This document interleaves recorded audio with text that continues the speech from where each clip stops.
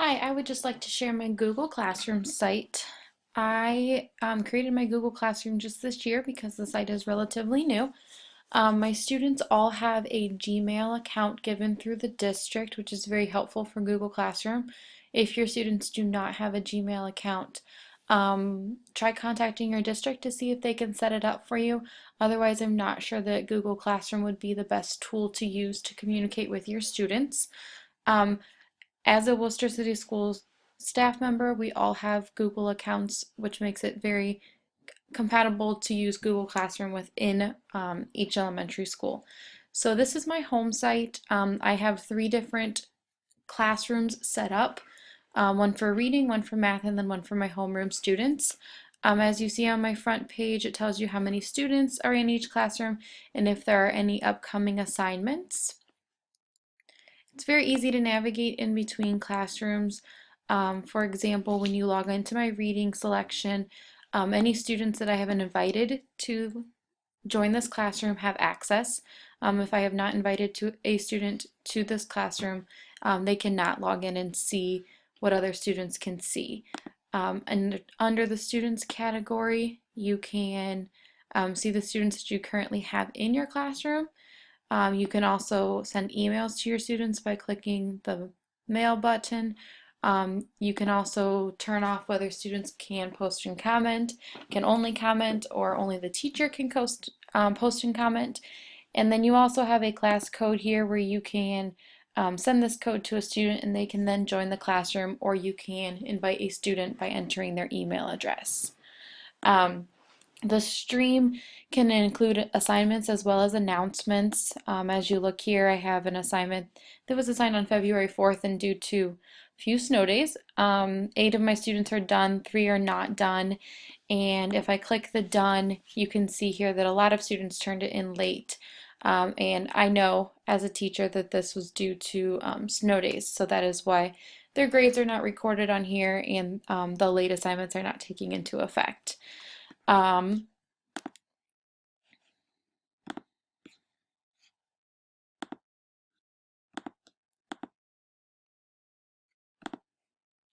Once I return to my home screen here for my reading category, it's very easy to post an announcement or an assignment with the students. You can post a title as well as a description, a due date if you would like, and then you have the choices to upload an attachment, upload something from Google Drive, a YouTube video, or just a link. And once you have put in your assignment, you can assign it to all 3 of my different classrooms or just to the reading category. And then once you click assign, the students will be able to see the assignment on the live stream here. It's very easy to navigate in between different classrooms. Here's my math classroom where I post a lot of links regarding park practice, test, and problems, as well as NFL Rush that my students played fantasy football with. I do not post very many assignments from my math class in Google Classroom, as we do many of those assignments and projects with paper and pencil. However, the park resources are wonderful to post for students as well as families. Then my homeroom site, I use this as communication with parents as well.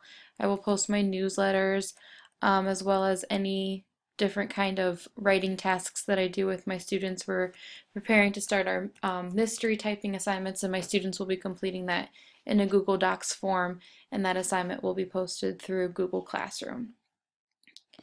If you return to your home page, it's very easy to join a class if you have a code from a different teacher that you would like to see how they use their classroom, or a student. And then it's also very easy to create a class. If I create an example here,